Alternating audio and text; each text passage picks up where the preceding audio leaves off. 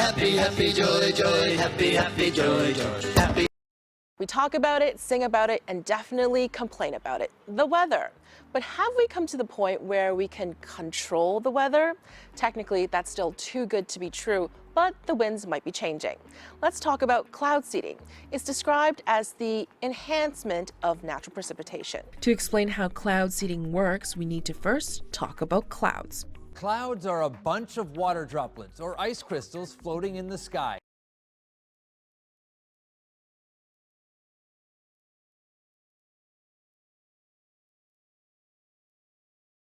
The water droplets are too small to fall as precipitation, but they are large enough to form the clouds we see. In most parts of the world, these droplets are supercooled, meaning they're below freezing, but they remain liquid. Now, sometimes these droplets are just milling around, pushing past each other and not sticking together, kind of like a missed connection. Other times, these droplets bump into each other, like commuters on a train during a busy rush hour. The water vapors collide and stick to particles floating in the air. It could be dust, smoke particles, or even meteoric debris. Those are known as condensation nuclei. So cloud seeding can produce what we want more or less of, more snow, more rain, or smaller hail pellets. This is done by introducing a seeding agent through pyrotechnic flares attached to an aircraft. Think Roman candles with a mission to deliver those condensation nuclei that encourage more collisions and group huddles by ice crystals inside the cloud. Common seeding agents used are dry ice, the solid form of carbon dioxide, silver iodide, or simple salts like sodium chloride. Seeding agents act as additional ice nuclei.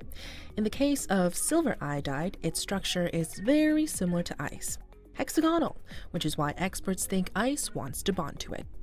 When silver iodide is used in a cloud, water droplets begin to give up water vapor and shrink. At the same time, the ice crystals already present in the cloud collect this moisture and grow. As ice crystals bang into other ice crystals, they become larger and heavier until they fall from the cloud. So why would we even want to do this? Who does it benefit? In the wintertime, increase in snowfall is a very significant value add to organizations like hydropower companies. Idaho Power Company, for example, is interested in having more snowfall during the winter because this produces more runoff in the springtime for hydroelectricity. Wineries, such as ones in Mendoza, Argentina, have also used cloud seeding to protect their vineyards from damage through hail suppression. And lastly, insurance companies like ones in Alberta fund cloud seeding projects in order to lessen damage claims they receive. So how much does it cost? Well, the cost can vary.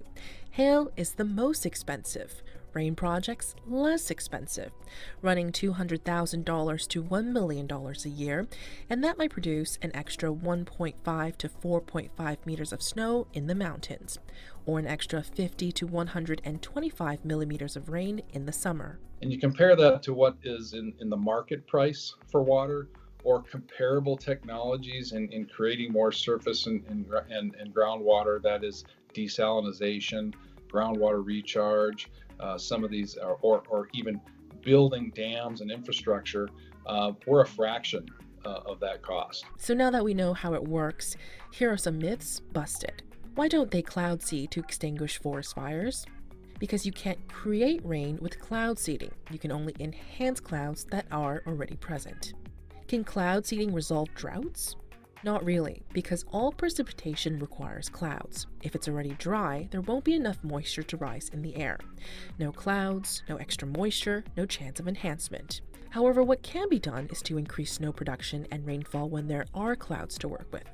In other words, it needs to be preemptive. But does it work? In 2008, Beijing claimed that they made it rain early with cloud seeding to ensure blue skies with the Olympic opening ceremony. In contrast, the American Meteorological Society released a statement in 2010 saying there's still uncertainty whether current cloud seeding techniques actually work to achieve the desired changes in precipitation.